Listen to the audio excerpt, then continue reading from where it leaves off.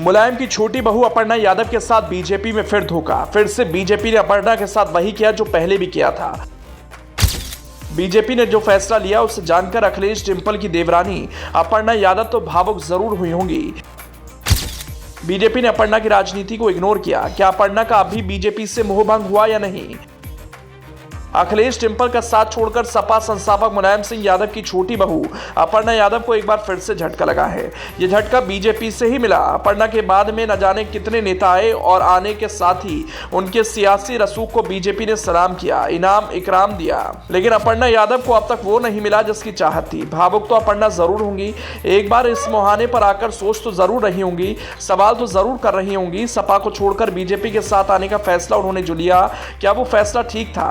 न जाने कितने सियासी मौसम बीत गए, कितनों को जो उनसे पीछे आए थे उसको बीजेपी ने आगे बढ़ने का मौका दे दिया, लेकिन पता नहीं क्यों सपा संस्थापक मुलायम सिंह यादव की छोटी बहू से बीजेपी के सर्वे सर्वाओं की क्या दुश्मनी है, उन्हें तो मौका ही नहीं मिल रहा। इस बार भी अपर्णा यादव को इंतजार था उस पल का, उम्मीद थी इस बार तो उन्हें अपनी राजनीति को बीजेपी में रफ्तार देने का मौका मिल जाएगा, लेकिन ऐसा हुआ नहीं। दरअसल 9 मार्च को बीजेपी ने एमएलसी चुनाव के लिए 7 उम्मीदवारों के नाम का ऐलान कर दिया। इनमें 3 नाम रिपीट किए गए। ये हैं विजय पाठक, अशोक कटारिया, महेंद्र सिंह, जबकि 4 नए नाम हैं। इन नए नामों में अपर्णा यादव का नाम नहीं है। इन 4 नए नामों में मोहित बेनीवाल, संतोष सिंह, धर्मेंद्र सिंह, राम तीरथ सिंघल शामिल हैं। भाजपा ने इनमें जातीय समीकरण को भी साधा। 2 क्षत्रिय, 1 ब्राह्मण, 1 गुज्जर, 1 जाट, 1 भूमियार और 1 वैश्य को उम्मीदवार बनाया। हालांकि लिस्ट में किसी महिला को जगह नहीं मिली। पहले चर्चा थी कि भाजपा अपर्णा यादव को उतार सकती है, मगर ऐसा हुआ नहीं। बीजेपी की इस लिस्ट में एससी बिरादरी से किसी को उम्मीदवार नहीं बनाया। वहीं भाजपा ने जिन एमएलसी का कार्यकाल खत्म हो रहा है उनमें मोहसिन रजा और बुक्कन नवाब का नाम शामिल है, लेकिन इस बार भाजपा ने किसी मुस्लिम प्रत्याशी को उम्मीदवार नहीं बनाया। चलिए अब आपको भी सभी कैंडिडेट्स के बारे में बताते हैं। धर्मेंद्र सिंह वाराणसी के रहने वाले हैं, भूमियार बिरादरी से आते हैं, पत्रकार भी रहे। वो बीजेपी के सह मीडिया प्रभारी हैं, पीएम के चुनाव में लगातार सक्रिय भूमिका निभाते रहे। राम तीरथ सिंघल बुंदेलखंड से आते हैं और झांसी के मेयर रह चुके हैं। वो वैश्य बिरादरी से आते हैं। इनके जरिए भाजपा ने वैश्य समाज और बुंदेलखंड को साधा। महेंद्र सिंह 2 बार से लगातार एमएलसी हैं, अब तीसरी बार एमएलसी बनेंगे। योगी 1.0 सरकार में कैबिनेट मंत्री भी रह चुके हैं।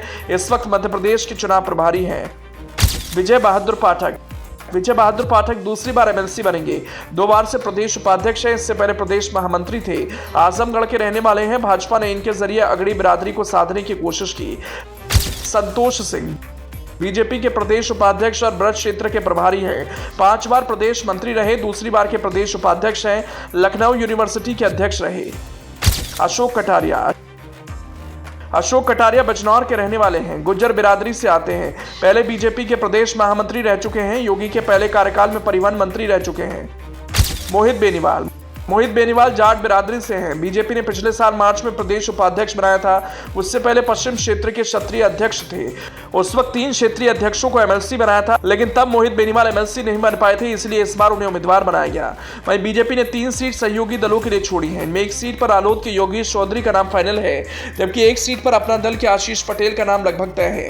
वहीं 1 सीट राजभर की पार्टी को दी जा सकती है। बीजेपी ने एमएलसी चुनाव के लिए 24 नाम की सूची केंद्रीय नेतृत्व को भेजी थी। सबके लिए बीजेपी ने बहुत कुछ किया, लेकिन मुलायम सिंह यादव की छोटी बहू को हर बार की तरह इस बार भी इग्नोर कर दिया।